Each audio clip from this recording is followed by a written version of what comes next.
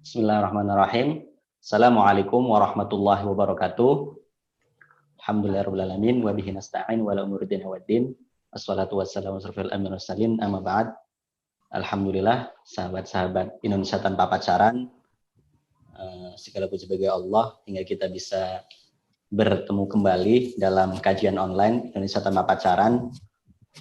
Kali ini kita akan membahas tema rajin pacaran, malas menikah, apa perlu diruqyah bersama Ustadz Irfan Abu Nafed. Kemudian sholawat serta salam kita haturkan kepada junjungan kita, suri tauladan kita, Nabi Muhammad SAW. Semoga kelak kita mendapatkan syafaatnya.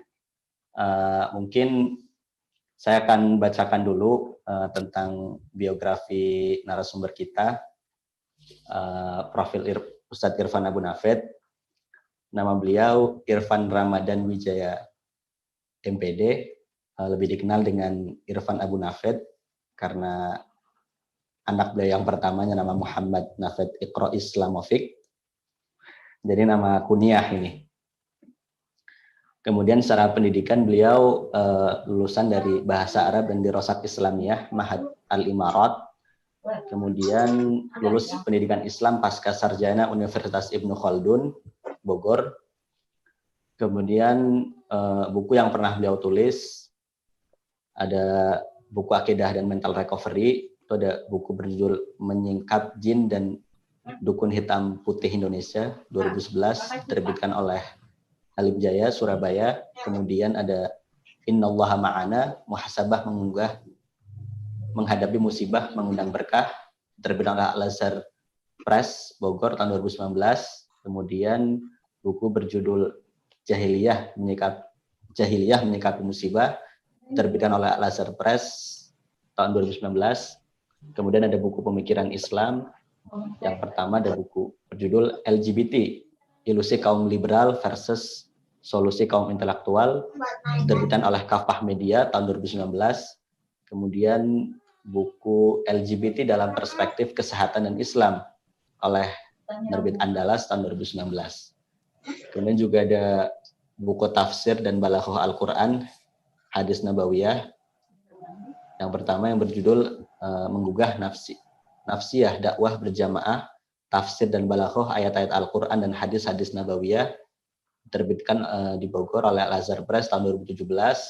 Kemudian ada buku Siyasah Syariah yang berjudul Konsep Baku Khilafah Islamiyah, diterbitkan oleh Al-Quwah tahun 2019. Dan juga buku keluarga meneliti pernikahan syar'i Baiti Jannati yang diterbitkan dalam sejumlah acara pernikahan. Kemudian ada juga jurnal bahasa Arab. Yang pertama Jurnal Ilmiah Stiba Ar-Rayah Sukabumi, Karakteristik Generasi Ulul Albab dalam Al-Quran, Khazanah Pemikiran Pendidikan Al-Qadi Badaruddin Ibnu Jamaah, Pesan Pendidikan Al-Quran di Balik Kisah Fenomenal Kaum Lut. Kemudian Jurnal Pendidikan Islam tahun 2019, ada Jurnal Ilmiah Stais Al-Azhar Cianjur, Balaghah Al-Quran dan aplikasinya atas Quran Surat Al-Asr. Kemudian Jurnal Tafsir Zad Al-Mufassirin tahun 2019, Jurnal Ilmiah STIQ ZAD Cianjur, Prinsip Dakwah Qurani Perspektif Balaghah Quran Surat An-Nahl. Beliau juga menjadi dosen. Aktif mengampu mata kuliah Bahasa Arab, Mantik, Fikih, Tafsir Tarbawi, Filsafat Pendidikan Islam, Sosiologi Pendidikan Islam. Ya, demikian sekilas biografi beliau. Mungkin kita sapa dulu. Assalamualaikum Ustaz. Waalaikumsalam warahmatullahi wabarakatuh. Gimana kabarnya Ustaz? Alhamdulillah sehat. Ya. Kaifahalukum? Mungkin ana bi khair. Ustaz, ini mungkin langsung saja ya, Ustaz. Ini sesuai judulnya,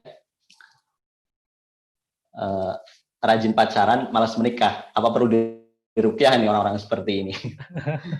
Seperti kita ketahui saat ini banyak sekali generasi muda yang bisa dikatakan lebih memilih pacaran. Bahkan hari ini pacaran ini sudah dilakukan oleh anak-anak yang baru remaja awal itu di usia-usia SMP gitu. Bahkan semalam itu baru saja ini berita yang sangat mengejutkan di Jambi, 37 pasangan ABG usia SMP, usia 13 sampai 15 tahun melakukan pesta seks itu di hotel pula itu. Kalau dari berita yang saya baca itu niat untuk merayakan ulang tahun. Jadi ini bisa dikatakan kalau 37 pasangan itu berarti kan 60 berapa orang ya, sekitar 2 kelas lah. 2 kelas itu melakukan pesta seks gitu. Bahkan sama Satpol PP itu ditemukan dalam satu kamar itu 1 wanita, 6 pria gitu. Ini kan sangat mengerikan dan kebanyakan mereka juga pasangan pacaran. Itu dalam perspektif Ustadz sendiri bagaimana Ustadz? Ya, kenapa ini kan terjadi gitu? Ini fenomena semacam ini kan potret ya di antara pergaulan bebas di tengah-tengah remaja yang memang mau tidak mau itu harus kita akui ini merupakan fenomena gunung es disebabkan ini pemikiran-pemikiran bebas ya yang tersebar tentang masyarakat dan budaya. Nah, ini kan tentu membutuhkan peranan para remaja Islam, para pemuda Muslim yang bangga dengan agamanya. Ini harus berperan aktif, ya, mengkanter itu semua. Ya. Nah, kalau misalnya kita lebih jauh lagi, ya, berbicara dalam topik yang sekarang kita bahas, tentu ini kan fenomena ya, di mana syaitan golongan jin dan syaitan golongan manusia ini berperan aktif ya, dalam menyebarkan pemikiran-pemikiran bebas misal itu sehingga seakan-akan membudaya tata masyarakat. Nah, ini kan harus ya, menjadi PR ya, para pemuda Muslim, baik para ustadznya, para ulamanya, apalagi ya, para remaja, para pemuda ini yang perlu secara aktif ya, kita mengkampanyekan Indonesia itu tanpa pacaran. Ya. Nah, ini memang materi tentang ini memang penting seperti itu. Ya, Ustaz. Apakah pemuda-pemuda yang seperti ini juga apakah memang perlu diruqyah atau karena memang ada gangguan jin atau syaitan secara langsung atau bagaimana Ustaz? Karena memang sudah kayak seperti di masyarakat itu ya, saya lihat itu bisa dikatakan sudah membudaya gitu. Bahkan anak SD pun sekarang banyak juga yang seperti itu gitu. Ini kan di dalam Al-Quran juga sebetulnya begini itu ya.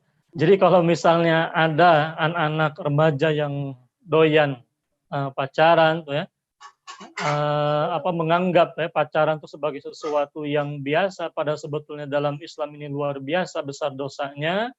Kalau kita tanya coba apa yang positif dari pacaran ya? Positif hamil, iya. Positif zina, apalagi. Positif boros, iya. Kan nggak ada tuh ceritanya yang namanya orang pacaran, rata-rata mereka mau makannya di mana, di kafe. Kan nggak asik tuh kalau katakanlah tuh pacaran di pinggir kali. Nah ini kan model begitu sudah pasti borosnya. Dan yang namanya boros itu di dalam Islam itu para ulama ketika mereka menafsirkan ayat innal mubadzirina kanu ikhwana syayatin, 100 perak misal kita keluarkan untuk pacaran itu kan masuk ke dalam definisi boros ya. Hukumnya apa? Haram. Bahkan kata Allah itu digambarkan sebagai saudaranya syaitan, kawannya syaitan. Artinya kalau pacaran itu juga masuk ya, ketika kita bicara positif ya berarti positif boros ya, positif kawannya setan. Nah, maka dari itu ini rekan-rekan sekalian ya, para pemuda dan para pemudi pemirsa sekalian, di dalam berbicara tentang sudut pandang Islam, jelas Islam sudah menutup pintu-pintu syaitan semacam itu, di mana iblis saja itu kan sudah berjanji. Bahkan kalau misalnya rekan-rekan sekalian belajar katakanlah tafsir Al-Qur'an, qala rabbi bimma aghwaytani la uzayyinanna lahum fil ardi wa la ughwiyannahum ajma'in. Itu kan iblis itu sampai bersumpah itu. Ibaratnya kalau misalnya sumpah mati itu ya, ini iblis dia sudah bersumpah. Bersumpah apa? Dia bersumpah la uzayyinanna lahum fil ardi, akan menghiasi perbuatan buruk manusia. Ini yang namanya pacaran tuh asik loh, yang namanya pacaran tuh katakanlah having fun dan sebagainya. Padahal isinya apa, maksiat semua. Ya. Maka ketika ada katakanlah remaja, anak muda yang menganggap pemuda-pemudi menganggap pacaran itu sesuatu yang menyenangkan, padahal di dalamnya positif tadi, positif pacaran, positif hamil, positif boros, positif dosa, positif maksiat, wal'iyadzubillah. Ini kan bagian dari tipu daya syaitan. Ini bagian dari tadi itu iblis, janjinya iblis, model begitu. Ini kan mengerikan sekali sebetulnya. Ini memang menjadi PR besar bagi para pemuda dan pemudi kaum muslim untuk ini lebih care terhadap permasalahan ini. Ini barangkali bisa saya share screen atau bagaimana? Boleh, Ustaz.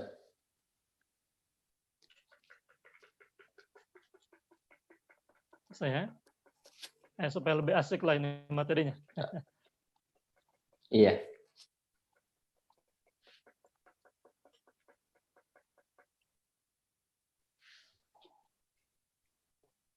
Bisa saya mulai atau bagaimana?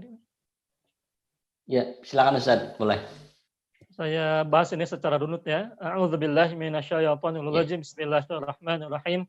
Alhamdulillahirabbil alamin, wassalatu wassalamu ala Rasulillah wa ala alihi wa sahbihi wa man walah, wa ba'du. Uhayyikum bi tahiyyatil Islam. Assalamualaikum warahmatullahi taala wabarakatuh. Ini rekan-rekan sekalian, ini bifadillahi taala sebagai pengantar tadi kita sudah berbicara tentang fenomena di antara fenomena janji iblis untuk menyesatkan para pemuda dan pemudi muslim. Di antara mereka ada yang lebih doyan pacaran, nikahnya enggan. Ini apa perlu diruqyah sama Ustadz Irfan. Jadi kalau bicara tentang ini, tentang dunia pemuda, ini rekan-rekan atau adik-adik sekalian, para pemuda-pemudi muslim yang menyimak acara ini perlu tahu bahwa masa muda ini kan diantara masa emas. Bahkan digambarkan oleh Imam Syafi'i, ini kita kenal ya, Imam Syafi'i itu kan dikenal sebagai seorang pemuda yang cerdas, pemuda yang alim, pemuda yang salih, pemuda yang ideal, salah seorang keturunan Quraisy. Ini yang digambarkan di dalam bahasanya beliau, yaquluna asbabul faragh salatah. Digambarkan, orang-orang mengatakan sebab-sebab kesempatan itu ada 3. Warabi'a khuluhu wa khiyaruha. Nah, yang keempat ini itu seringkali diabaikan oleh manusia. Padahal poin yang keempat inilah yang paling penting. Wa qad dzakaru malan wa amnan wa sihatan. Orang-orang mengatakan bahwa kesempatan itu ada pada harta benda, ada pada keamanan, ada pada kesehatan. Walam ya'lamu anna syababa madaruha. Nah, mereka lupa, mereka tidak mengetahui bahwa usia muda ini merupakan porosnya. Nah, ini bisa dibayangkan kalau misalnya adik-adik sekalian sibuk dengan dunia pacaran. Kira-kira apa sih yang mau kita cari di dalam hubungan tanpa status tidak jelas model begitu. Orang pacaran katakanlah tadi positif hamil, positif zina, positif maksiat, positif diganggu sama setan, minimal setan golongan jin itu jelas berperan tadi menyesatkan pikiran kita sehingga kita anggap yang namanya pacaran itu having fun saja, yang dilihat tuh enak-enaknya saja, tidak dilihat padahal yang namanya pacaran itu kan tadi memboroskan waktu kita, sudah mahar tak keluar, juga berbicara tentang waktu. Nah, ini kan tidak ada positifnya. Nah, ini negatif semua. Jadi dalam hal ini adik-adik atau juga rekan-rekan para pemuda dan pemudi muslim ini kan kita perlu move on. Kalau berbicara tentang gambaran para pemuda muslim dan muslimah di dalam catatan sejarah Islam kan banyak para pemuda yang luar biasa. Seorang pemuda tampan Mus'ab bin Umair ini kan dikenal sebagai seorang pemuda bangsawan, kaya raya, ya, katakanlah ganteng, ya, pintar juga. Nah, seorang Mus'ab bin Umair ini kan bisa, ya, mengorbankan masa mudanya, tanda petik, mengorbankan tanda petik, ya, mengorbankan tanda petik, menjauhi kekufuran, menjauhi kemaksiatan, itu fokus belajar Islam hingga akhirnya kan dikenal, ya, Mus'ab bin Umair ini sebagai pemuda banggaan baginda Allah SAW yang dikirimkan, ya, sebagai utusan untuk mengajarkan kaum muslimin yang ada di Madinah Al-Munawwarah di kota Yasrib. Ini kan luar biasa. Ya. Nah, ini kan banyak para pemuda-pemuda muslim-muslimah yang mereka punya prestasi luar biasa. Ya. Maka menjadi PR ya, bagi kaum muslimin, para pemuda dan pemudi, ini harus move on. Ya. Kalau di zaman sekarang kan kebanyakan kita nonton apa? Drakor misalnya. Saya kemarin sempat ini juga tuh ya, bingung, drakor itu apa? Oh, ternyata drama Korea tuh ya. Ketika saya tanya istri saya, drakor itu apa drama Korea tuh ya. Nah, ini mohon maaf, ternyata saya kurang update, kudet ya. Ini baru tahu tuh ya, ternyata yang dibicarakan orang tuh ya, drakor drama Korea. Nah, yang namanya tontonan ini pun kan mempengaruhi tuh ya, kualitas pemikiran kita. Apa yang kita baca, apa yang kita tonton, apa yang kita bicarakan. Apa yang kita bicarakan itu menggambarkan apa yang ada dalam pikiran kita. Apa yang kita bicarakan keseharian, ini akan menjadi potret dari apa yang kita baca dan menjadi gambaran dari apa yang kita pahami di dalam benak pikiran. Kan sayang, kalau waktu kita habiskan untuk ngobrol, kalau ngidul ya silahkan. Tapi kan jelasnya juga ada batasan. Nah, dalam hal ini kalau ditanya, ini Ustadz ada nggak gangguan cellphone di dalam di dalam potret pemuda-pemudi yang doyannya pacaran, katakanlah lupa enggan menikah, sampai telat nikah, katakanlah seperti itu. Nah, ini jelas yang namanya syaitan golongan jin. Tadi di pengantar sudah saya gambarkan yang namanya iblis syaitan golongan jin itu punya janji. Qala rabbi bima aghwaytani la uzayyinanna lahum fil ardi wa la ughwiyannahum ajmain. Bahkan digambarkan dengan kalimat sumpah, artinya betul-betul tegas itu. Itu maunya iblis itu apa? Betul-betul dia janji akan ini menyesatkan manusia, menghiasi perbuatan buruk manusia. Dibisikilah sama anak-anak muda, sama pemuda-pemudi itu, dibisikkan kepada mereka yang namanya pacaran tuh enak, yang pacaran tuh indah, ketika giliran hamil di luar nikah dibunuh, digugurkan. Nah, model begitu kan positif, positif apa? Nah, jelas, positif dosa, positif maksiat. Bahkan dari satu kemaksiatan, pacaran itu bisa membuka pintu-pintu kemaksiatan lainnya. Makanya relevan tuh ya, kalau dalam Islam itu, Islam sangat cinta kepada para pemuda-pemudi, remaja. Islam itu menjaga kita semua, jangankan zinahnya. Mendekati zina saja kan nggak boleh. Makanya di dalam bahasa Al-Quran, la taqrabuz zina. Janganlah kalian mendekati zina. Oh, yang dilarang itu mendekati zina, zinanya boleh. Ya tidak seperti itu juga. Kalaulah mendekati zina saja dilarang, apalagi zinanya itu sendiri. Mirip model, kalau misalnya kita, ini anak-anak muda atau remaja, misalnya dilarang sama bapaknya. Jangan dekat-dekat sama orang gila. Artinya apa? Mendekat saja, jangan apalagi katakanlah sampai memeluk dan sebagainya misalnya. Kalau orang gila tadi misalnya katakanlah bawa parang. Nah, kenapa? Karena tadi logika usulnya kalaulah mendekati zina saja dilarang, apalagi zinanya itu sendiri. Nah, yang namanya pacaran itu kan lebih banyak menggambarkan potret tadi mendekatkan kepada zina, bahkan sudah banyak terbukti yang zina itu sendiri kan rugi kita punya waktu 24 jam katakanlah 19 jam diantaranya dipakai untuk mikirin pacar. Karena pacar mikirin orang lain kan rugi. Waliyadzubillah. Atau misalnya katakanlah punya uang tabungan, katakanlah uang tabungan selama seminggu ditabung, sudah terkumpul 1 juta, 900-nya dipakai buat jajan, buat ke kafe dan sebagainya. Nah, itu kan model begitu rugi, ruginya rugi dunia, akhirnya rugi bandar. Jadi kalau tadi ditanyakan sama Kang Khairuddin Al-Fatih, ya, ada tidak gangguan setan bagi orang-orang yang pacaran? Ya jelasnya ada. Nah, fenomenanya pun juga jelas tampak. Ini pun juga bisa kita nilai. Ya. Kalaupun ditanya apa positifnya, ya tadi positif dosa. Ya. Kan rugi, rugi. Maka mari kita move on saja. Karena tidak ada prestasi diraih dengan pacaran. Saya sendiri pun juga bifadillahi ta'ala perasaan ini bukan termasuk ini aktivis pacaran meskipun mau dijebak-jebak saja, dijodoh-jodohkan dulu ketika sekolah. Baru saja masuk ini SMA, di kelas 1 sudah ada yang ngajak malam mingguan. Akhirnya apa saya jawab, mohon maaf, ada acara di rumah. Itu kan. Jadi model begitu tantangan di zaman saya pun juga ketika saya masih sekolah modelnya seperti itu. Baru lirik-lirik sudah datang ke kelas saya. Van, ada yang manggil. Ketika saya keluar saya kaget, ternyata perempuan. Dia malah nanya ngajak malam mingguan, yang saya tidak mau. Karena saya lebih berpikir prestasi itu tidak diraih dengan cara membuang-buang waktu. Banyak waktu yang bisa kita manfaatkan. Belajar ilmu, itu kan asik. Belajar katakanlah baca Quran, belajar agama Islam.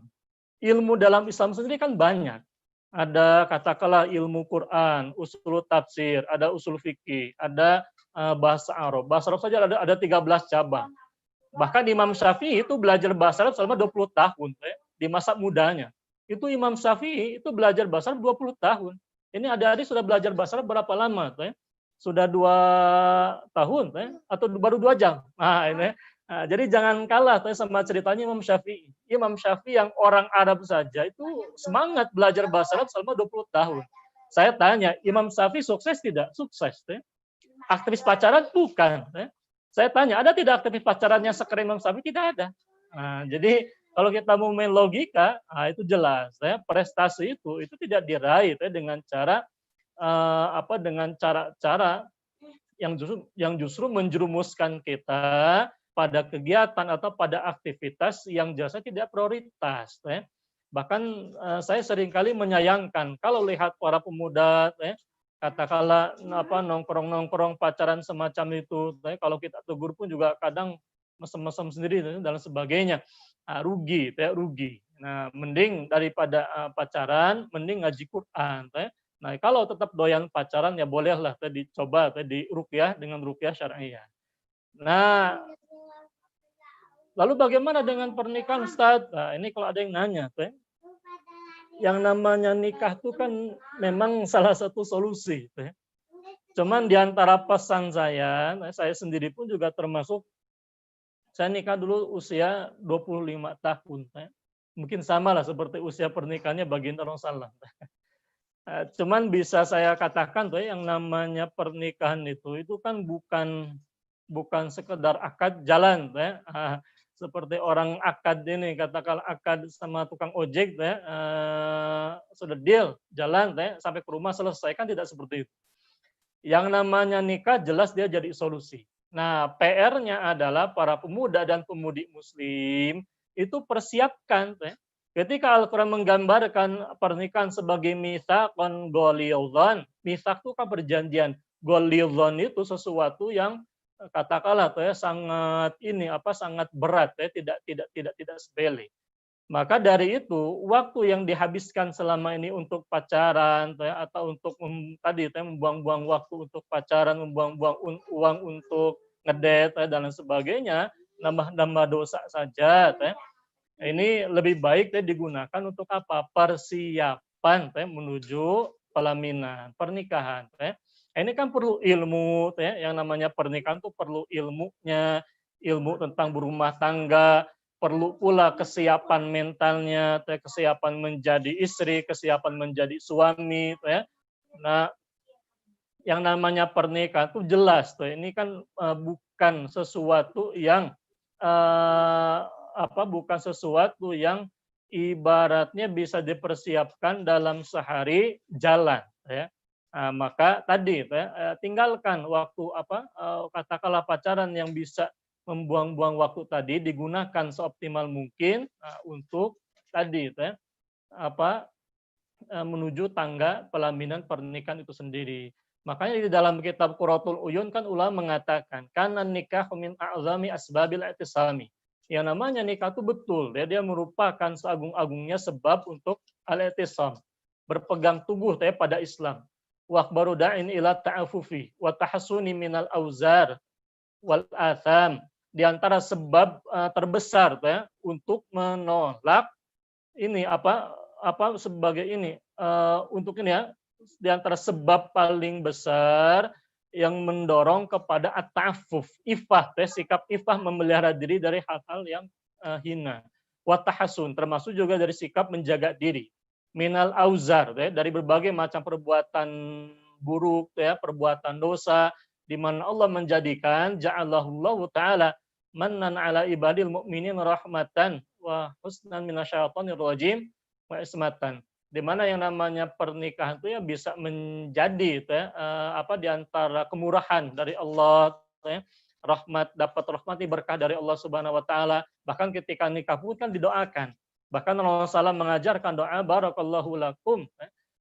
Ini semoga Allah memberkahi barakallahu laka wa baraka alaikum wa jambainakum fi khairin. Ini kan doa yang luar biasa, mendoakan keberkahan bagi pengantin dan mendoakan kebaikan dari apa yang lahir dari sepasang pengantin tadi. Makanya kalimatnya pun juga jelas.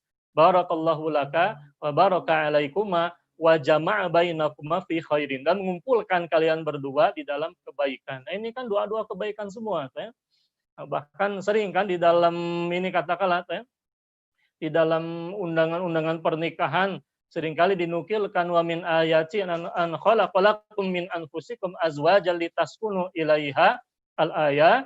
Nah, cuman sayangnya mungkin karena tadi ketika masa mudanya lebih banyak untuk pacaran, membuang-buang waktu, bicara ngalor ngidul, malah nambah-nambah dosa dan maksiat, otak jadi tumpul, mohon maaf, sehingga tidak belajar tentang fikih walimah dalam Islam. Di undangan itu keren, ada kalimat ayat wa min ayati an khalaqalakum min anfusikum azwajan litaskunu ilaiha wa ja'ala bainakum mawaddata wa rahmah al-ayat. Ternyata praktik walimahnya malah walimah maksiat juga, ada tamu pria dan wanita katakanlah campur baur, banyak juga undangan katakanlah undangan bahkan pengantin wanitanya pun juga membuka aurat dan sebagainya. Nah, ini kan maksiat semua. Jadi bagaimana mungkin nikahnya barokah, nikahnya dapat tadi sakinah mawaddah warahmah kalau menuju tangga pernikahan dihabiskan untuk tadi berbagai macam kemaksiatan jauh dari syariat Islam. Ini kan jauh dari berkahnya. Jadi ayolah kita move on. Jadi yang namanya pacaran itu tidak seindah di lisan. Bahkan resikonya adalah seringkali anak muda, pemuda-pemudi katakanlah pacaran selama 7 tahun, usia pernikahan cuma 7 bulan. Nah, itu kan rugi sekali. Dana yang dihabiskan selama 7 tahun sebetulnya bisa dipakai untuk katakanlah nabung setelah pernikahan. Nah, ini kan rugi, ruginya rugi bandar lagi kan. Nah, ini dunia akhirat. Jadi apa coba positifnya di dalam dunia pernikahan tadi? Nah, ini bisa kita bandingkan dengan dunia remaja dan para pemuda-pemudi muslim yang katakanlah yang mereka di masa muda fokus untuk belajar Islam, mendakwahkan Islam, membela Islam dari berbagai macam penyesatan, mengajak orang untuk tidak pacaran, itu juga bagian dari dakwah, ngajak orang supaya taat sama Allah, lalu mempersiapkan diri untuk menikah, akhirnya nikah, insya Allah pernikahan diberkahi sama Allah Subhanahu wa taala. Mungkin baru kenal 7 jam, atau mungkin baru kenal katakanlah 7 hari, atau bahkan baru kenal mungkin 7 bulan, lalu katakanlah nikah tanpa diawali dengan pacaran sebelumnya, nah itu pernikahannya langgeng sampai dengan sampai menjadi ini pengantin di jannahnya Allah Subhanahu wa taala. Ini kan luar biasa Jadi yang namanya syaitan golongan jin itu adik-adik sekalian, para pemuda dan pemudi sekalian, syaitan golongan jin iblis itu tidak akan pernah berhenti sampai dengan hari kiamat. Maka PR-nya Indonesia tanpa pacaran pun juga sebetulnya pun juga sampai hari kiamat deh. Karena yang namanya setan, iblis, golongan jin itu mereka punya janji menghiasi perbuatan buruk manusia, menyesatkan manusia, termasuk juga para pemuda-pemudi, bahkan kalimatnya wala ughwiyannahum ajmain, dan akan menyesatkan ajmain, mereka semuanya. Jadi nggak lihat ini ada orang tua, mau remaja, mau kakek nenek, mau bapak-bapak, ibu-ibu, pemuda-pemudi apalagi. Cuman mungkin kalau kepada pemuda-pemudi, godaan yang terbesar diantaranya ketika masa belajar, ketika masa belajar Islam, masa belajar di sekolah adalah dunia pacaran itu sendiri. Nah, ini kan termasuk ke dalam godaan-godaan syaitan golongan jin. Nah, kalau misalnya ada orang yang sudah dikasih tahu tetap doyan dengan pacaran, tadi positif maksiat dan lain sebagainya, maka sudah harus dievaluasi. Kalau tidak mau tobat-tobat, nah kira-kira padahal sudah tahu ilmunya, sudah dikasih tahu sama ustadz ustazahnya, yang namanya pacaran tuh positif maksiat, positif dosa, positif boros, positif kawannya setan, nauzubillah min dzalik. Nah, kalau tetap katakanlah tidak mau dinasihati, nah ini perlu dievaluasi. Nah, beda kalau ada katakanlah pemuda-pemudi yang nikahnya ditunda, itu bukan karena pacaran, melainkan karena fokus menuntut ilmu misalnya. Ada yang mau fokus dulu menuntut ilmu, setelah katakanlah selesai S1, S2 katakanlah menikah, nah itu tidak bisa saya katakan tidak menjadi aib Tapi lain halnya ketika seseorang menunda pernikahan karena urusan tadi duniawi atau bahkan tadi semisal maksiat itu sendiri Maka yang namanya ini dunia pacaran itu dengan lika-likunya ini adik sekalian, ini jelasnya merupakan lika-liku syaitan golongan jin rugi rugi. Makanya di dalam Islam itu, padahal di dalam Islam yang namanya para pemuda, ini kan nantinya mau jadi apa? Kalau masa mudanya digunakan katakanlah untuk ini untuk foya-foya, untuk leha-leha, atau digunakan katakanlah untuk tadi pacaran, nambah dosa. Padahal ketika dia sudah menikah, ini kan tanggung jawabnya juga besar. Bahkan Allah Subhanahu Wa Taala menggambarkan ar-rijalu qawwamuna 'alan nisa'i. Yang namanya kaum laki-laki itu adalah pemimpin-pemimpin bagi kaum wanita. Mimma faddalallahu ba'dahum 'ala ba'din wa bima anfaqu min amwalihim. Karena dengan sebab Allah telah melebihkan kaum laki-laki sebagian atas sebagian lainnya, dan juga Allah mewajibkan kepada mereka memberikan nafkah kepada para istrinya. Maka ini kan perlu dipersiapkan jelasnya. Nah, sedangkan yang namanya waktu itu kan berjalan.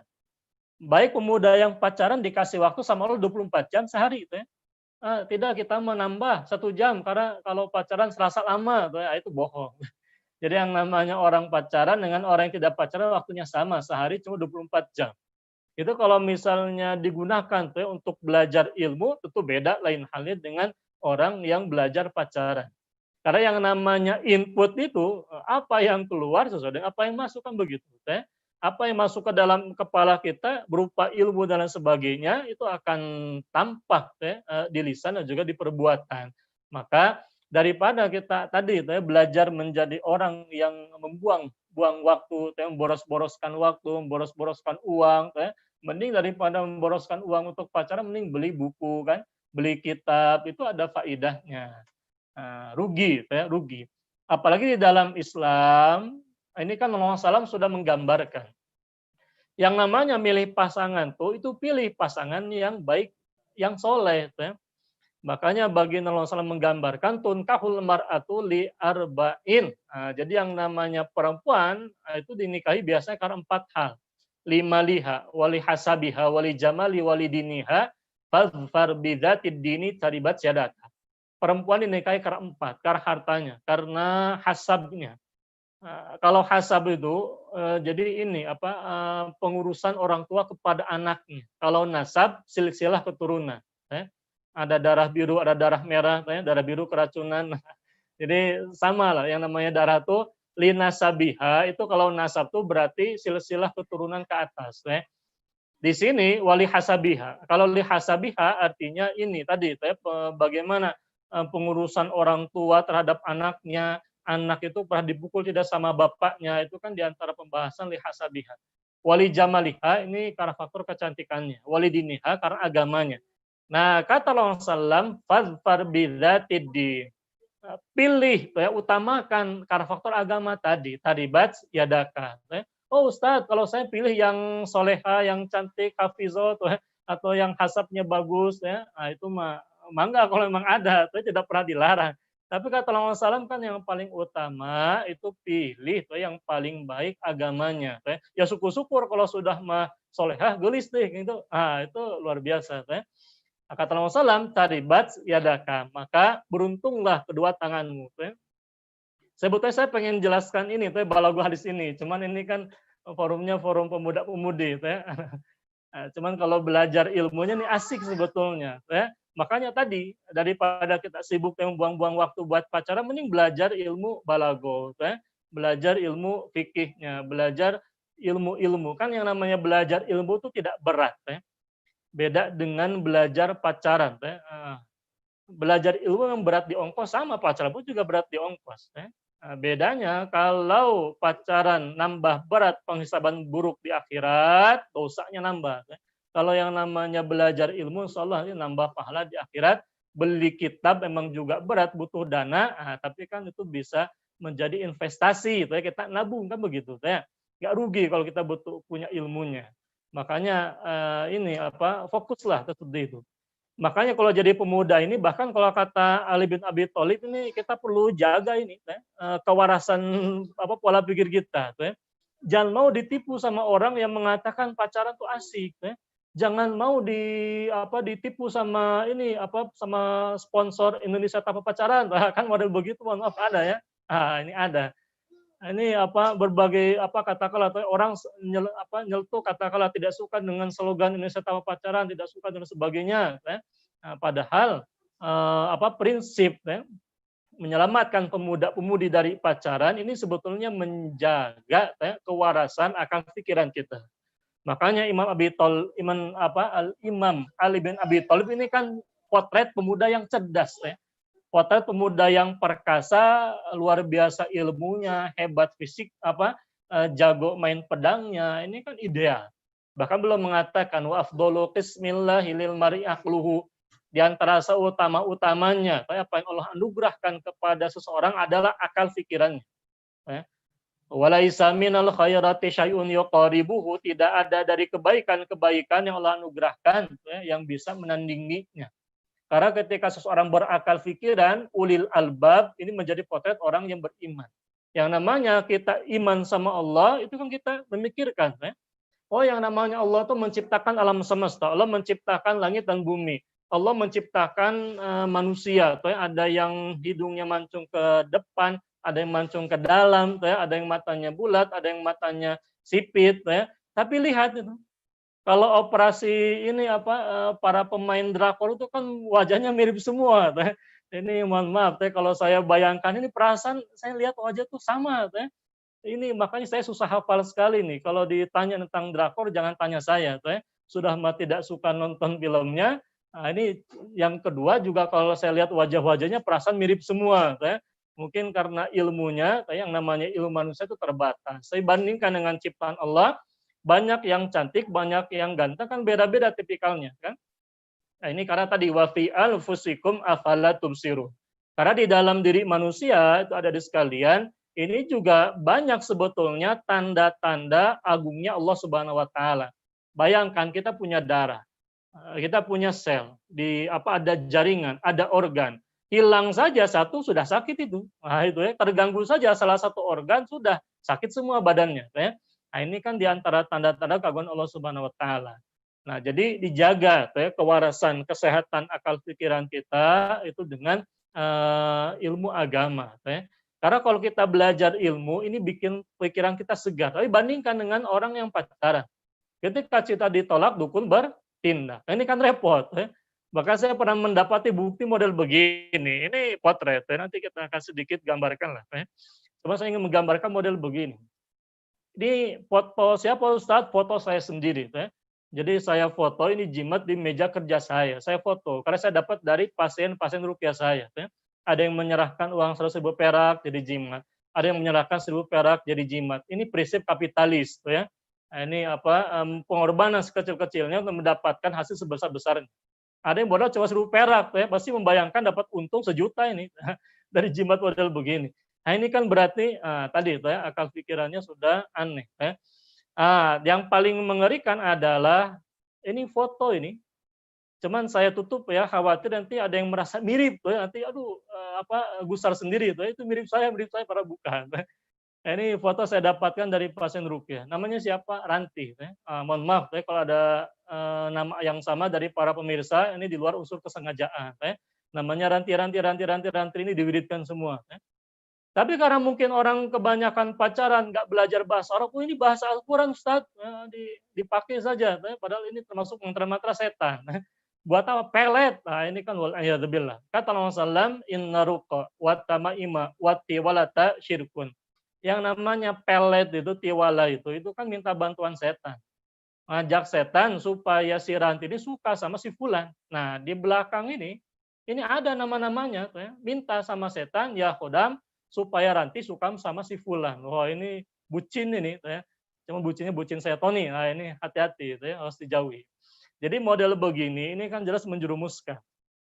Nah ini kalau misalnya adik-adik ya, yang selama ini tenggelam ya, di dalam dunia pacaran, nah, silahkan ya, move on, jauhilah ya, model-model praktik-praktik semacam tidak ada untungnya. Ya. Prestasi itu tidak ditorehkan ya, dengan cara membuang-buang waktu.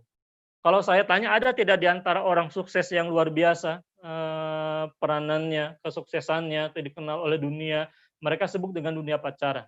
Jangankan di dunia Islam, barangkali di dunia Barat pun juga tidak ada model begitu. Pasti mereka berbicara tentang sejarah belajar. Maka kita sebetulnya saya prihatin juga itu. Sebagai praktisi pendidikan, ini saya prihatin. Karena kalau lihat film-film ini ya, sinetron-sinetron remaja, itu kan kualitasnya apa? Yang diperlihatkan pacaran lagi, bahkan ada anak SMP dinikahkan itu ya. Itu model film kualitas seperti itu, ini menyesatkan. Padahal yang namanya dunia remaja ini kan dunia yang luar biasa.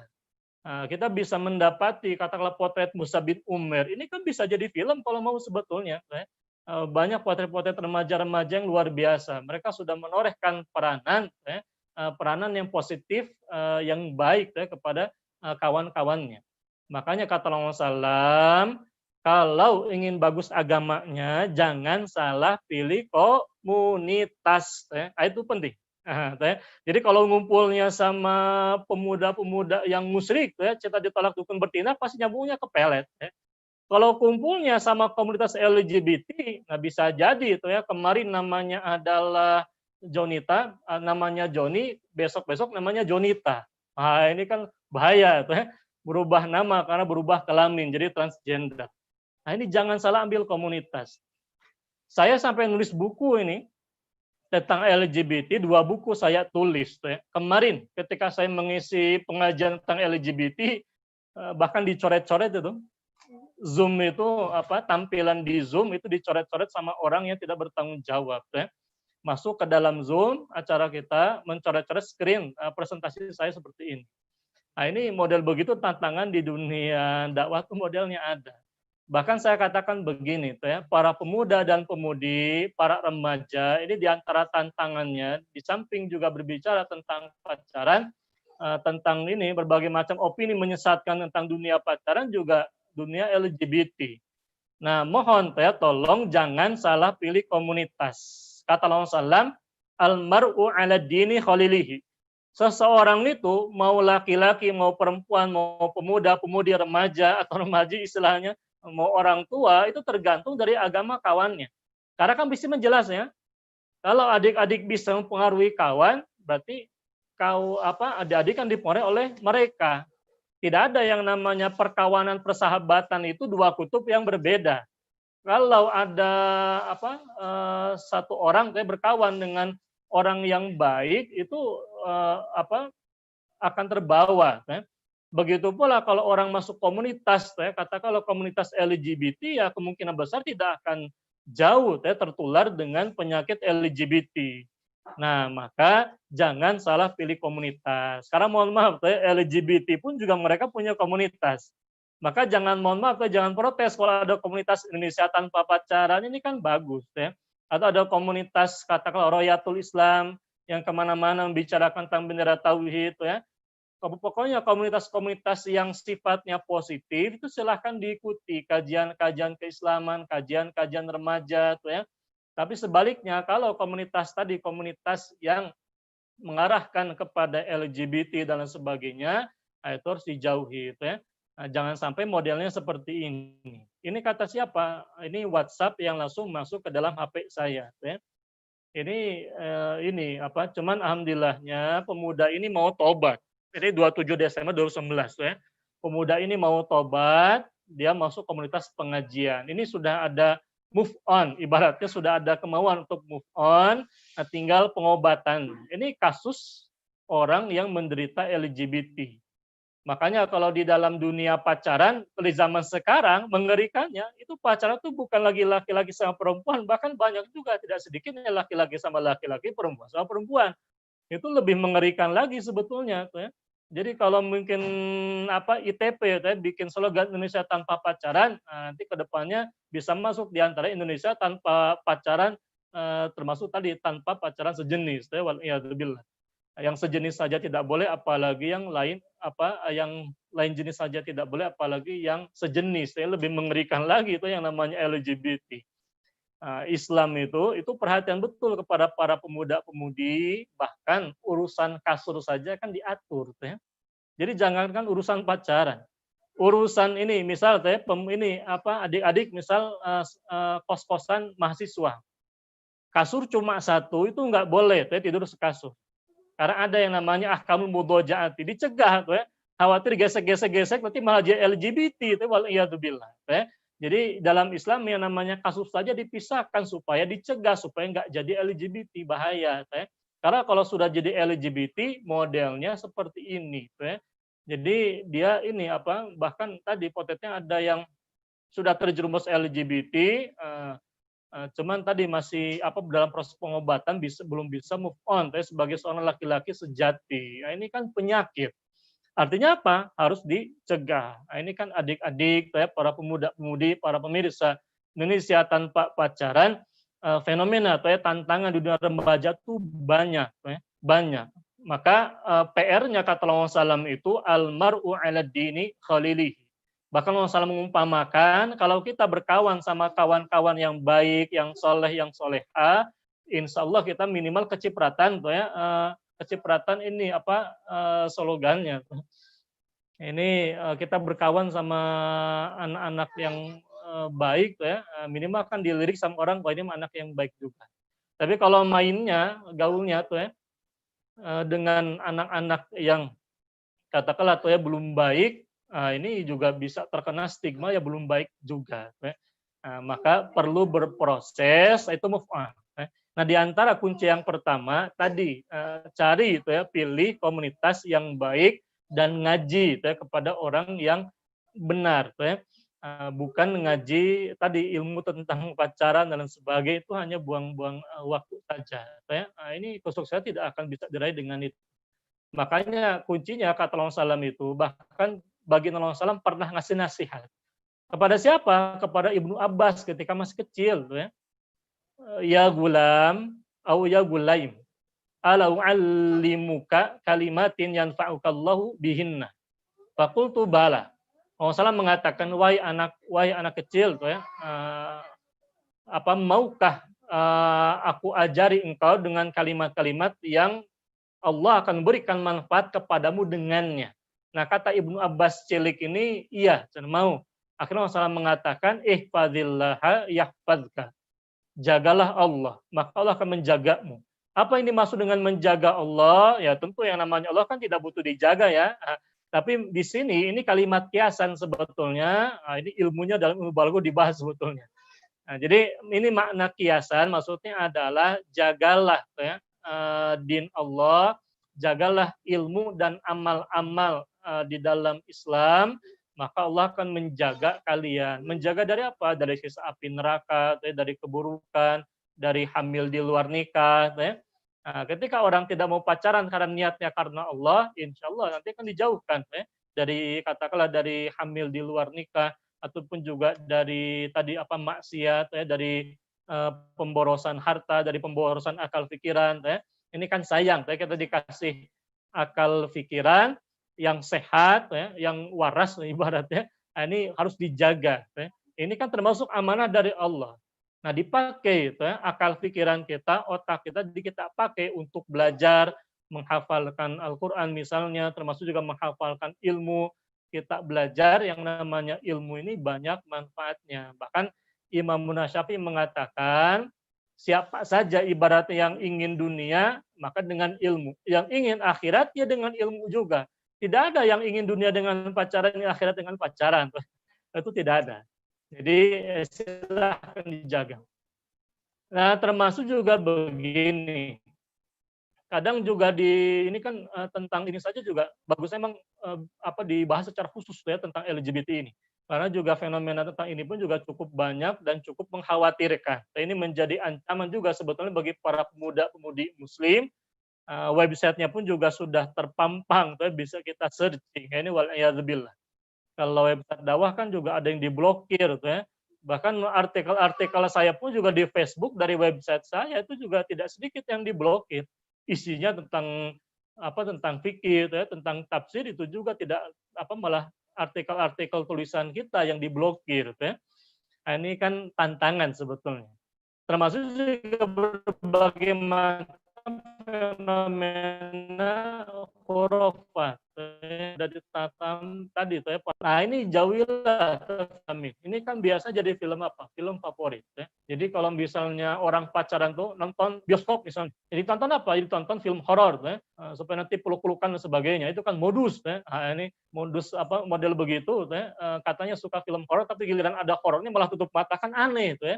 Katanya suka tapi ketika ada malah tutup mata. Nah, ini kan rugi ya.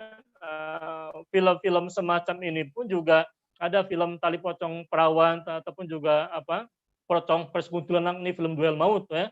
Ada hantu pohon boneka, ada hantu jeruk purut ya. Kalau hantu pohon kelapa mungkin kurang keren ya. Nah, ini juga ada Tali Pocong Perawan, Tali Pocong Perjaka, alhamdulillah tidak ada ya. Nah, ini kan film-film model begini jelasnya termasuk ya, film-film yang meracuni pikiran. Ya. Meracuni keyakinan, meracuni pikiran. Ujung-ujungnya biasanya karena keseringan nonton film-film khurafat tadi, ya model begini. Ya. Ketika cinta ditolak, dukun bertindak. Dari mana? Ilmunya. Didapat dari film-film khurafat. Ya. Didapat dari kawan yang juga malah sesat, menyesatkan. Bacaan majalahnya apa? Nonton film-film drakor, ya. Nonton film horor. Ya. Ketika baca majalah, bacaannya malah bacaan zodiak. Ya. Nah, ini pun juga bahaya. Ya. Di dalam Islam jelas yang namanya ramalan-ramalan model begini, bahkan digambarkan yang namanya katakanlah, ya, yang namanya Taurus harus cocoknya sama katakanlah Scorpion. Ya. Kalau sama Lion sama Sagittarius misalnya atau sama Capricorn misalnya, itu tidak cocok ya, akhirnya cerai. Ini kan model begitu termasuk ke dalam keyakinan khurafat ya. Ini para pemuda-pemudi muslim jangan mau ya, dibodohi dengan ramalan-ramalan zodiak seperti ini. Karena di dalam akidah Islam yang namanya zodiak ini termasuk ke dalam ilmu tanjim ya. Ilmu perbintangan, meramal nasib dengan perbintangan ini termasuk ke dalam perbuatan-perbuatan syaitan golongan jin. Nah, kalau misalnya ada di antara para pemuda, pemudi, modelnya, mohon maaf, katakanlah tadi, doyannya pacaran, enggan nikah, bacaannya, doyannya pun juga dengan zodiak, mainannya sudah main pelet, Nah, model begitu yang jelas memang perlu terapi dengan terapi pemikiran, harus ngaji, ngaji Islam, Nah, kalau susah move on, ini bisa dibantu dengan ruqyah syar'iyah. Jadi terapi ngaji Quran, ya. Nanti dibacakan Bismillahirrahmanirrahim, ditiupkan, kalau diusapkan ke sekujur badan. Itu kan praktik mudah ya, ruqyah dari baginda Rasulullah. Disertai dengan terapi tobat-tobatan nasuhat, ya. Tapi yang paling penting tadi, ya, isi ini pikiran kita dengan dengan Islam. Karena kalau kita ngerti yang namanya pacaran itu haram, pacaran itu berbahaya, lalu kita buat paradigma di dalam pikiran kita, nah ini yang namanya paradigma, cara kita berpikir pun juga sangat pengaruh kan terhadap sikap kita. Maka luruskan yang namanya pacaran itu ditanamkan, yang namanya pacaran itu berbahaya, yang namanya pacaran itu merugikan, yang namanya pacaran itu positif, positif zina, positif maksiat, positif boros, boros waktu, boros harta, bisa mengganggu pelajaran dan sebagainya. Nah, ketika tertanam kuat di dalam benak pikiran, nah ini kita bisa lebih fokus untuk memperbaiki diri, move on. Nah, perbaiki pula, cari komunitas yang mendukung. Kata kalau komunitas Indonesia tanpa pacaran, komunitas pengajian ABC yang betul-betul membina remaja-remaja sekalian, para pemuda-pemudi sekalian dengan Islam, ngaji Islam kafah, dari mulai akidah sampai dengan pergaulan, gaul sama mereka, masuk ke dalam komunitas-komunitas mereka. Ini bisa menyehatkan akal pikiran kita, termasuk menjaga kita. Nah, terakhir mungkin nanti sebelum kita tanya jawab ya, saya punya perumpamaan begini. Saya seringkali mengumpamakan ibarat kalau kita pegang lilin di tengah gelap malam gulita. Di kiri kanan ini banyak jurangnya. Kita jalan, kalau kita punya lilin kan beda dengan orang yang tidak punya lilin, betul tidak betul ya. Kalau tidak punya lilin, akhirnya meraba-raba. Syukur-syukur kalau yang diraba cuma batu. Bagaimana kalau yang diraba adalah kotoran, misal kotoran kerbau atau kotoran kuda, atau yang diraba bahkan ular, binatang berbisa, celaka. Akibat apa? Meraba-raba, tidak punya lilin, tidak punya api. Nah, itu perumpamaan seperti seorang pemuda-pemudi hidup di zaman sekarang tidak punya ilmu. Akhirnya apa? Tadi bagaikan tidak punya cahaya. Karena yang namanya Islam itu Allah umpamakan dengan cahaya. Ilmu itu cahaya, al-ilmu nurun. Ketika tidak punya cahaya Islam, seperti ibarat tadi gelap gulita, asal pegang saja. Nah, kalau dia punya ilmunya, maka dia punya lilin. Kalau dia punya lilin sekalipun, kadang kan ada yang namanya orang itu lupa atau bahkan mengantuk. Ketika dia lupa, ketika dia mengantuk, kan lilinnya bisa jatuh padam, akhirnya celaka, jatuh ke jurang. Tapi kalau punya kawan-kawan, di belakang ada kawan-kawan, di depan ada kawan-kawan, mereka punya lilin kita katakanlah mati atau padam, atau kita hendak mengantuk, jatuh, itu kan setidaknya ada orang mengingatkan. Ditepuk dari belakang, lilinnya dinyalakan lagi, digandeng tangan oleh kawan dari belakang. Yang tadinya mau lalai kembali, kembali ke zaman jahiliyah, itu ditolong lagi sama kawannya, sama-sama hijrah. Itu manfaat ketika ada komunitas, ketika kita lalai ada yang mengingatkan. Nah, kalau kita masuk komunitas yang salah, itu seperti perumpamaan, kita tidak punya lilin, digandeng sama orang-orang yang juga tidak punya lilin. Akhirnya sama-sama meraba. Kalau orang dia tidak punya lilin, jatuh ke jurang, semuanya saling berpegangan tangan, ya celaka semua, betul-betul. Itu perumpamaan seperti orang masuk ke dalam komunitas-komunitas yang yang katakanlah yang tidak memahamkan pada Islam, yang menjerumuskan kepada kemaksiatan, komunitas pacaran, komunitas LGBT. Nah, seperti itu perlu diluruskan. Makanya saya sampai menulis dua buku tentang LGBT ini dalam rangka meluruskan komunitas-komunitas LGBT yang memang disesatkan oleh sebagian orang. Maka perlu kita selamatkan. Saya kasih lilin. Wallahu a'lam bishawab. Ini mangga Kang Ferdin Al-Fatih. Ini pengantar dulu lah. Wah, syukuran Ustadz atas ilmunya, materinya. Mungkin teman-teman yang ingin bertanya bisa langsung di kolom komentar ataupun ada link untuk bertanya melalui WA.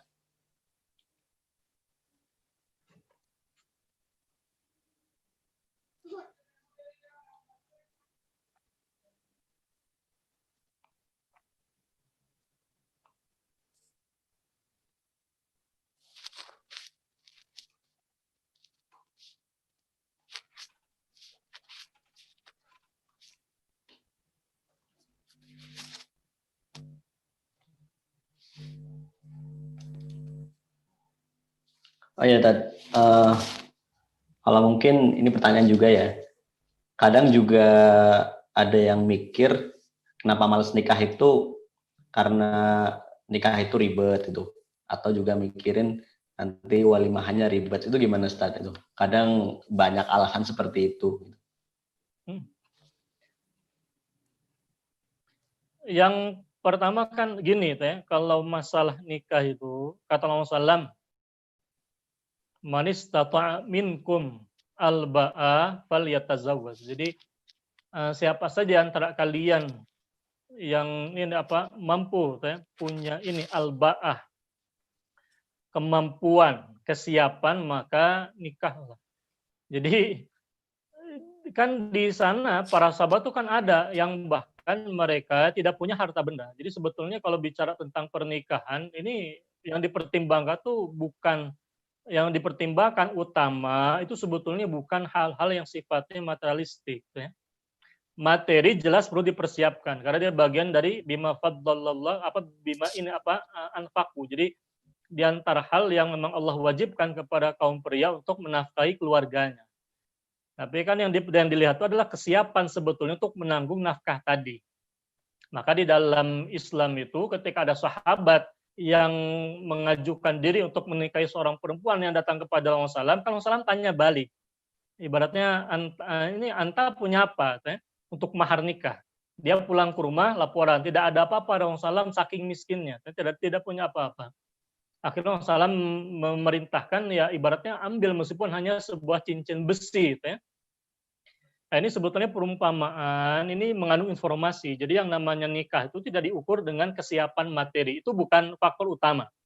Materi itu jelas perlu dipertimbangkan, tapi dia bukan pertimbangan utama. Jadi jangan sampai pertimbangan yang tidak utama mengalahkan pertimbangan yang utama.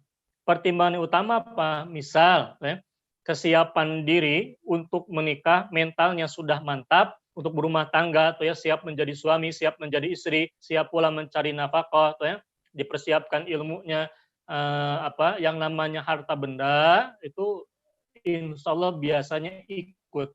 Makanya di antara janji Allah kepada para pemuda yang menikah karena Allah itu adalah kecukupan. Ya. Karena yang namanya nikah itu kan tidak yang namanya rezeki menikah kan tidak dibagi dua ya. Ada orang menikah punya rezeki satu. Ketika dia menikah berarti ya 1 tambah 1 jadi 2. Bukan 1 dibagi 2 nanti muncul anak 3 jadi dibagi 5. Tidak. Ya. Yang ada ketika nambah tadi itu ya, ketika tadinya 1 menikah jadi 2, lalu ada anak-anak yang nambah lagi dengan rezeki anak-anak. Ya.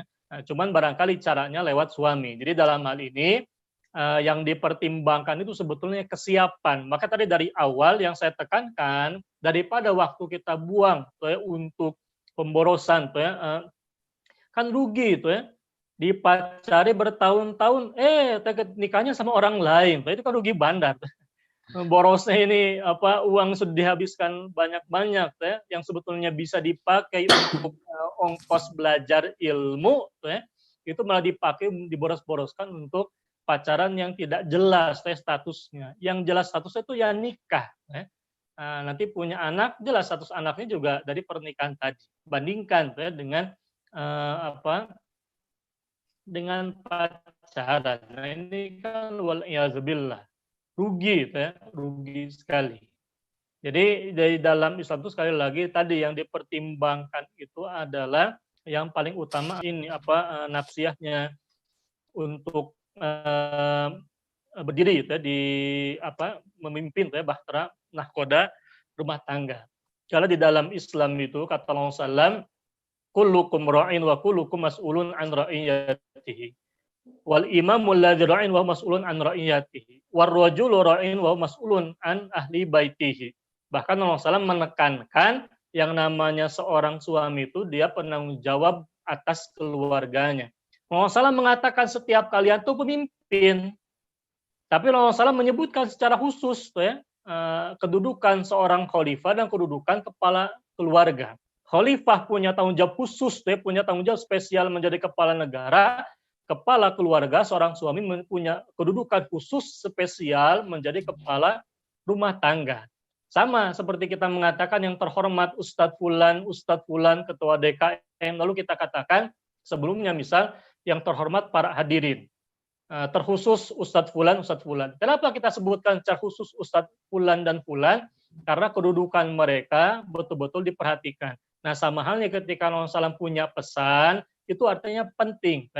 Persiapan menuju ini, mempersiapkan diri ini, kita belajar ilmunya, mempersiapkan diri untuk menikah, sambil katakanlah kita menikah sama-sama belajar dengan istri, ini kan lebih ciamik, lebih asik, daripada tadi lama-lama pacaran, ketika mau nikah malah nikah sama orang lain.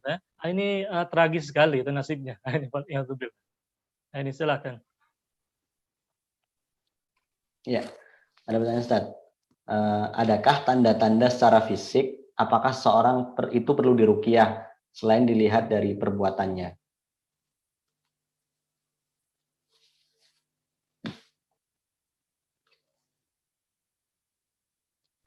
Ustaz. Nah, prinsip alamat untuk setiap penyakit ada gejala-gejala ikutan. Ya, gimana? Langsung ya. Iya. Jadi silakan. Untuk setiap likulidain alamat, untuk setiap penyakit itu ada gejala-gejala ikutannya. Sama-sama sakit perut, tapi beda antara sakit perut karena faktor fisik dengan sakit perut karena faktor non fisik, santet misalnya. Ada. Nah, begitu pula tentang gangguan tadi misalnya yang dikaitkan dengan fenomena ini, penampakan fisik itu. Di dalam pembahasan para ulama memang ada yang namanya sihir. Sihir ini jelasnya kalau secara fisik memang sebetulnya hampir bisa dikatakan tidak jauh berbeda. Kalau dikatakan sakit di perut ya sama-sama sakit di perut. Bedanya adalah gejala-gejala ikutannya. Kalau orang yang katakanlah sakit tumor, sakit tumor di perut, itu gejala-gejala fisik. Diperiksa ke dokter, terlihat ya ketika dikatakanlah CT scan, terlihat memang ada tumor. Diobati ada pengaruh. Ya. Lain halnya ketika gangguannya lebih kepada gangguan non medis dalam kurung misalnya santet, itu pada umumnya tidak bisa dideteksi oleh pengobatan modern.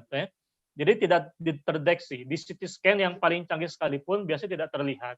Tapi yang dirasakan sakitnya itu ada. Kenapa? Karena kata para ulama Ahlus Sunnah, yang namanya penyakit semisal sihir itu sakitnya itu merupakan sakit yang hakiki, itu bukan khoyali.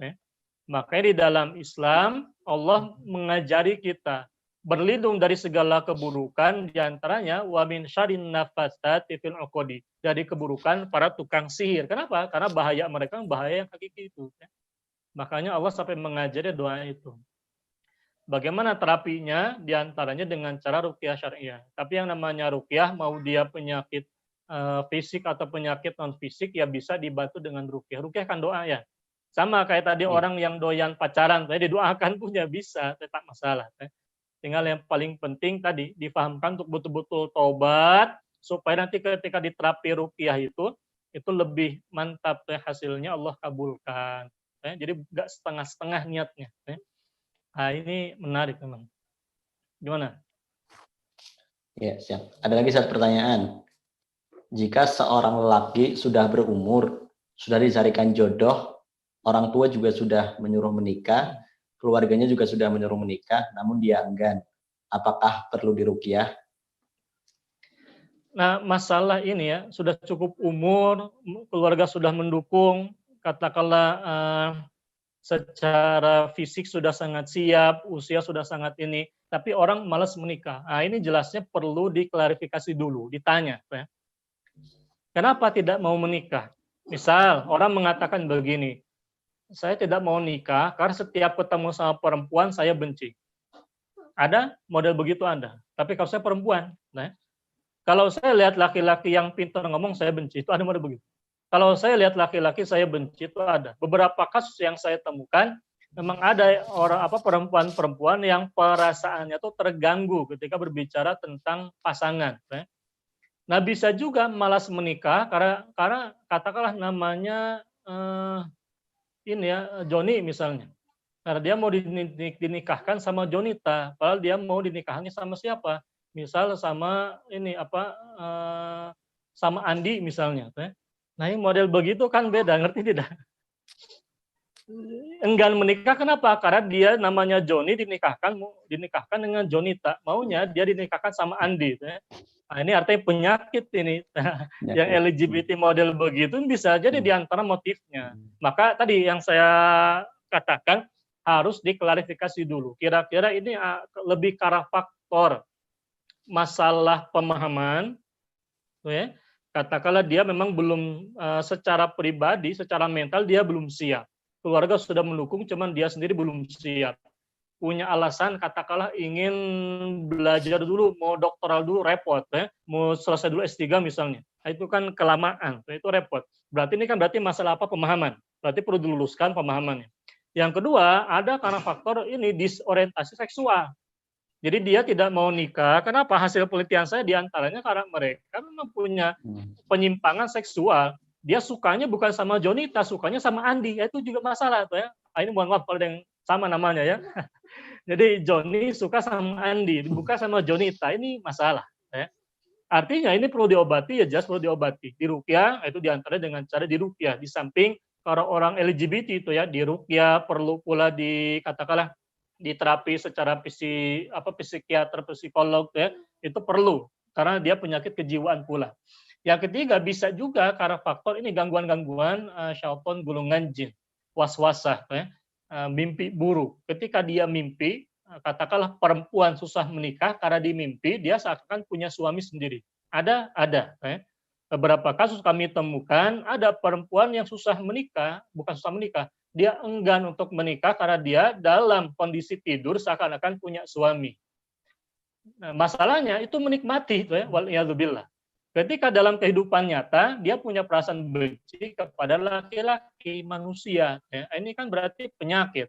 Diruqyah, ya jelas diruqyah. Ketika diruqyah, ini memang ini bereaksi, ya, waswasa syaitaniyah. Jadi dalam hal ini perlu dilihat kasus per kasusnya. Kalau masalah pemahaman berarti pemahaman ini perlu diluruskan.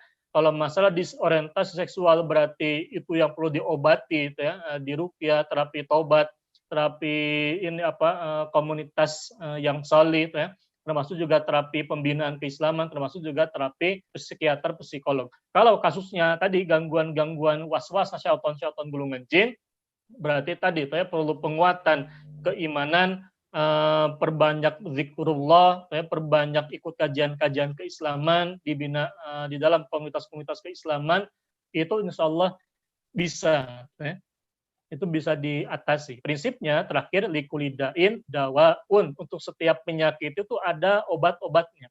Kata Rasulullah SAW, dain. Dain itu dalam bahasa Arab maknanya luas, ya. Ungkapannya dain, likulidain. Artinya jenis penyakit apapun. Itu prinsipnya ada obatnya. Dan obat yang paling prinsipil adalah Al-Quran, As-Sunnah, dinul Islam itu sendiri. Gitu ya. Jadi kalau kita mengamalkan Islam ini sebetulnya obat, ya, bagi kehidupan. Wa nunazzilu minal Qur'ani ma huwa syifa wa rahmatul lil mu'minina. Ya. Allah tuh menurunkan Al-Quran kan menjadi obat, ya, bagi kita. Obatnya bukan dijadikan sebagai jimat, ya, tapi diamalkan, dipahami, dipelajari, diimani, dipelajari, diamalkan, didakwahkan, itu akan jadi obat, ya, bagi pemuda-pemudi sekalian. Ya. Wallahu a'lam bishawab. Ya, mungkin yang terakhir, Ustaz, apakah benar bisa terjadi manusia menikah dengan jin? Ini pertanyaan luar biasa. Mungkinkah manusia menikah dengan bangsa jin? Yang pertama begini, definisi menikah. Jangan dibayangkan pernikahan manusia dengan bangsa jin itu sama seperti pernikahan manusia dengan manusia normal. Ya tidak normal, kenapa?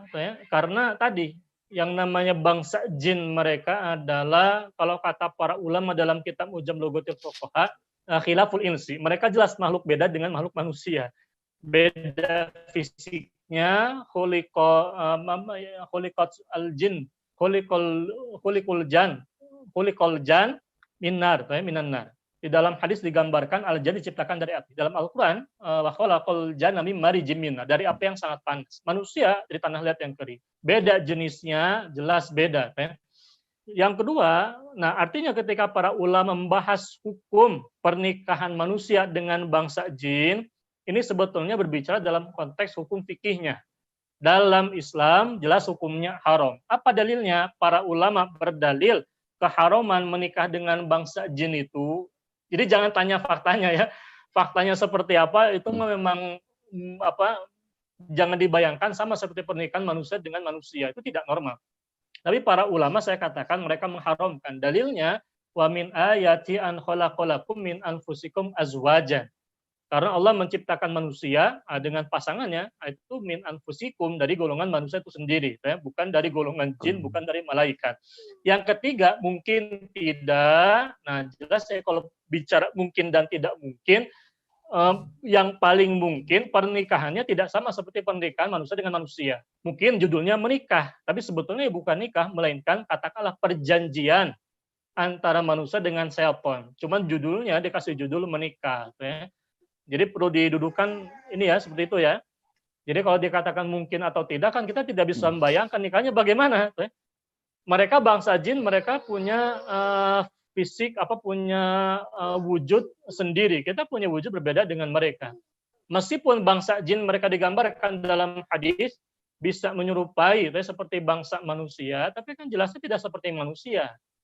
Karena kata para ulama di dalam kitab Asirul Hasadu, yang namanya bangsa jin ketika mereka menyerupai laki-laki itu mereka lemah. Makanya ini nanti nyambung kepada pembahasan akidah. Kalau ada setan golongan jin menyerupai laki-laki perempuan, kalau kata cerita khurafat dikasih judul, itu kan cuma judul ya, kuntilanak misalnya menertawakan, model begitu, itu kan tidak layak ditakuti sebetulnya. Kenapa? Karena mereka bangsa jin menyerupai manusia laki-laki atau perempuan, mereka dalam kondisi sangat lemah. Makanya nggak ada ceritanya manusia diganggu sama setan penampakan dikejar-kejar, tidak ada. Kenapa? Karena dalam hadis pun juga digambarkan justru bangsa jin itu yang betul-betul lemah ketika mereka menyerupai manusia atau menyerupai ular dan sebagainya. Ini kan penting ya, tadi yang saya ingatkan dari awal, daripada sibuk dengan pacaran, mending tadi isi akal pikiran kita dengan ilmu. Karena dengan ilmu itu al-ilmu nurun, itu kan kita tercerahkan, nggak bingung, tidak galau. Jauh dari galau, kenapa? Karena kita punya kunci ilmunya. Nah, tadi tentang pernikahan dengan bangsa jin, itu kalau dikatakan mungkin atau tidak mungkin, ya mungkin saja. Cuman praktiknya tidak seperti manusia, dan manusia menikah punya anak berkeluarga, itu tidak seperti itu. Cuma kata para ulama hukumnya haram, dan jelasnya biasanya ujung-ujungnya adalah kesyirikan. Kerjasama antara bangsa manusia dengan jin, berbuat ini sihir, santet, pelet, dan sebagainya, pesugihan. Na'udzubillahi min dzalik. Allah a'lam bishawab. Nah ini silakan. Mungkin sudah selesai, pertanyaan sudah nggak ada lagi. Terima kasih atas waktunya. Mungkin teman-teman sebelum kita tutup, jangan lupa like, comment, and subscribe YouTube Indonesia Tanpa Pacaran agar teman-teman bisa tahu informasi terupdate dari kita. Juga teman-teman bisa nanti mengikuti terus acara-acara kita. Mungkin kita tutup dengan hamdalah dan kafaratul majelis. Alhamdulillahirabbil alamin. Subhanakallahumma wa bihamdika asyhadu an la ilaha illa anta astaghfiruka wa atubu ilaik. Assalamualaikum warahmatullahi wabarakatuh. Waalaikumsalam warahmatullahi wabarakatuh.